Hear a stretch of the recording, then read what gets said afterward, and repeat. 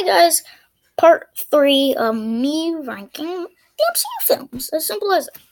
Okay, let's get right through this because I don't necessarily want to make a part 4. Let's get through 12 films. Okay, coming in number 12 is the follow-up to Ant-Man and the Wasp. Again, similar things.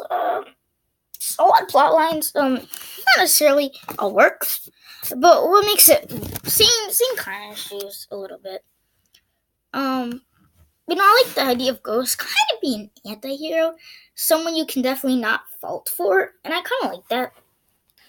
I kind of like that premise a little bit more. And I definitely, from Black Panther to this, I'd give it a thumbs up. I think Black Panther is definitely Doctor Strange and Guardians of the Galaxy Volume 2 is really mixed, but then after that, it's kind of thumbs up. This is a big thumbs up for me. I found myself really enjoying it. I mean, it really did fall right out of 10. It really, 2 more films kind of just missed out. But ultimately, same kind of charm, same kind of wit, same characters, pretty much a lot of the same things, except bonuses of Ghost, who's kind of cool. And again, one of the problems is kind of that, the introduction of Sonny Burke something was really kind of unnecessary. I didn't find the point in that. So that's where, kind of complaint. Ooh. But as far as anything else goes, it felt good. This probably had one of my favorite memorable jokes, being that True Serum joke where, Luis is they call Sonny's says that this specialist, this kind of serum that tells you the truth, and he's like, True Serum, and he's like, no, it's not True Serum, and then he's like, it's True Serum, and banter. I know, it was funny, and then at the end, Luis pokes the True Serum, or the serum, into the person who made it, and then he said that it was True Serum. So I found that those jokes were funny, and it was kind of overall cool. Okay, number 11 is Thor Ragnarok. Again, I'll say the same thing that everybody else said. It's, by far the best Thor movie, and by far one of the greatest movies, one of the greatest MCU movies. It's so hard to put a movie out of the top 10, but it fell out of the top 10. I'm sorry. I don't know. Maybe it's because I think it's probably, I don't know, just because Thor isn't, I like Thor, but, understanding that, you might be thinking there's some trilogies that, you have issues with and made it in, but the Thor trilogy, you don't like it, but I find it not being as, I love it. I love all the elements. I love Talking Hulk. I love the banter between Hulk and Thor. I love Hela. I love Valkyrie. I love these characters. A lot of people put it even higher, but I'm not as big as a Thor fan, and I do find that the action isn't what speaks. It's kind of the humor. But I will say the battle between Hulk and Thor are awesome, but in exploring, kind of mix the mix between Guardians of the Galaxy and Thor kind of makes it best of every single world, best of both worlds. So I like it. It just falls out of the top 10. Okay, coming in 10th place is Captain America, the first one. I know people put this at the really bottom, but to me, it doesn't belong where all these people are saying. To me, it belongs in the top 10 because Captain America is one of my favorite superheroes. Definitely the best Marvel superhero. And a lot of people don't say that the first hour is fantastic. I definitely agree with that. But then people say after the montage it gets bad. I don't necessarily agree. It was the montage was the best thing of every single thing they could have done. They were in a dark room. It's like you could either love the first half or kind of montage the first half, because you have 2 hours to introduce Steve Rogers, introduce his personality, introduce Captain America, and get through his World War II life. The only really option I see in the filmmakers, I guess, saw it was you gotta montage it. And the montage was actually done right, where it did show a little action in each location. In the montage, you were able to get a sense of where the characters are going, what the characters did, what the characters have to do, and the action in it was done where they picked the best action sequence that you could have done. So like Captain America throwing a bomb and then jumping as the explosion in the background. The hero shots.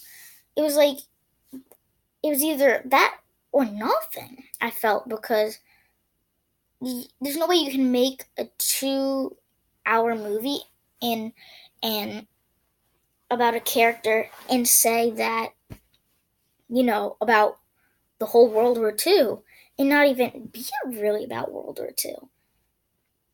And then you get to the train sequence, and I love the train sequence. I love the atmosphere. I love the whole thing in the train with the gun situation where Bucky needed a new gun, and I love the motion of Bucky dying.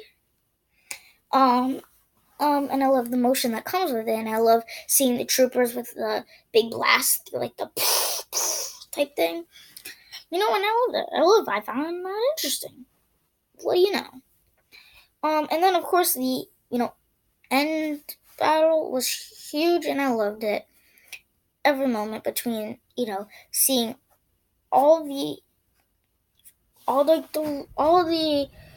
whole a whole big war, and it was like basically like a what if scenario. It was like, what if World War II was in the MCU, and like this was it? And I find that to be interesting, exciting.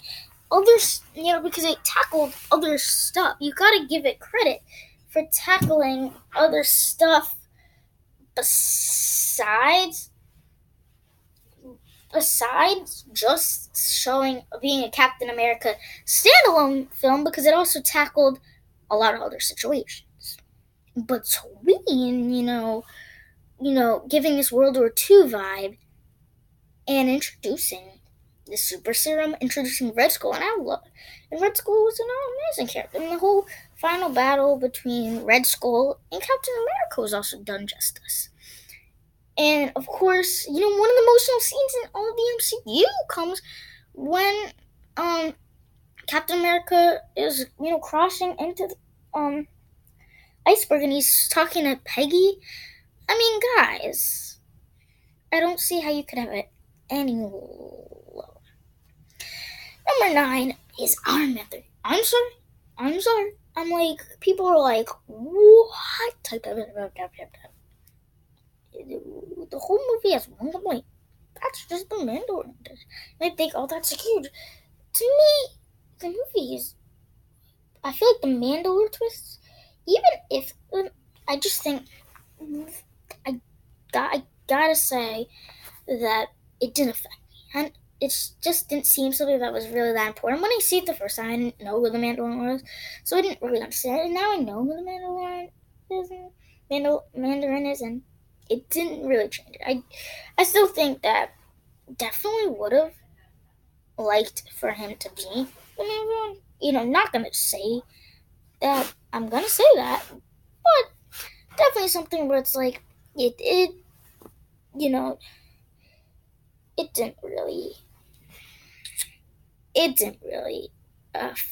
really affect it that much. And I still find joy in other places in that, because it was really like so Tony Stark centric. I wouldn't even go as far as say really Iron Man centric. Tony Stark centric. Between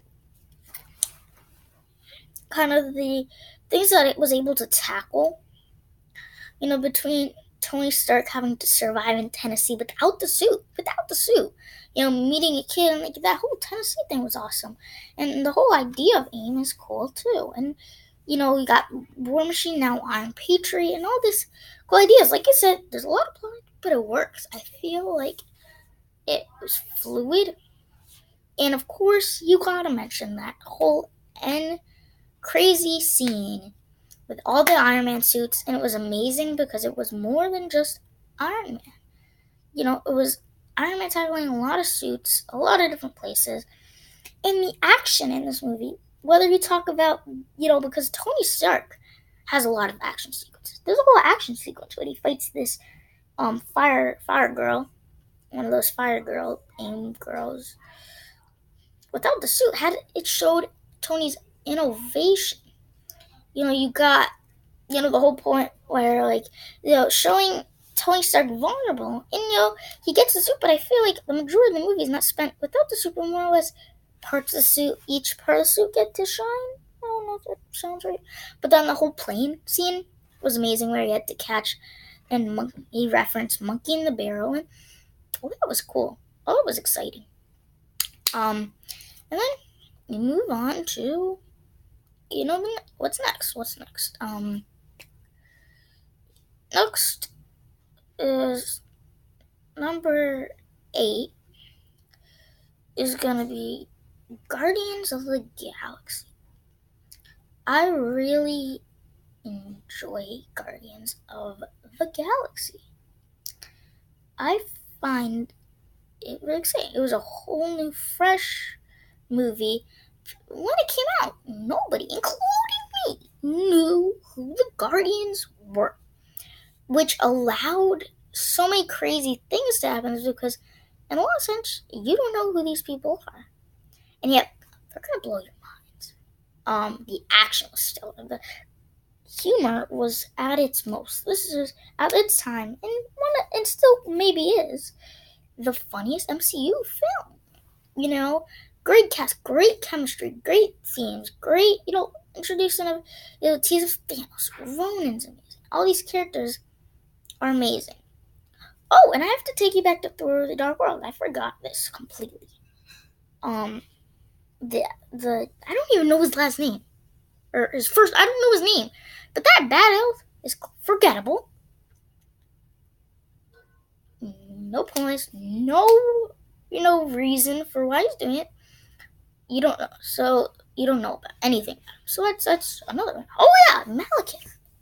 Okay, and then there's this big villain who does most of his bidding, and it also doesn't really matter. None of those characters matter. It's Thor: The Dark World. It's garbage. But back into Guardians Galaxy, which is not garbage. And yeah, that movie's good. It's funny. And it had emotion when Groot died. That, it's incredible that you could take a talking raccoon, a talking tree, and make them really emotional and rich characters. Like emotionally rich, not like, oh, I'm rich, I have a lot of money. But I'm gonna say I'm gonna make a part 4 because next film I wanna have a lot to talk to. So yeah.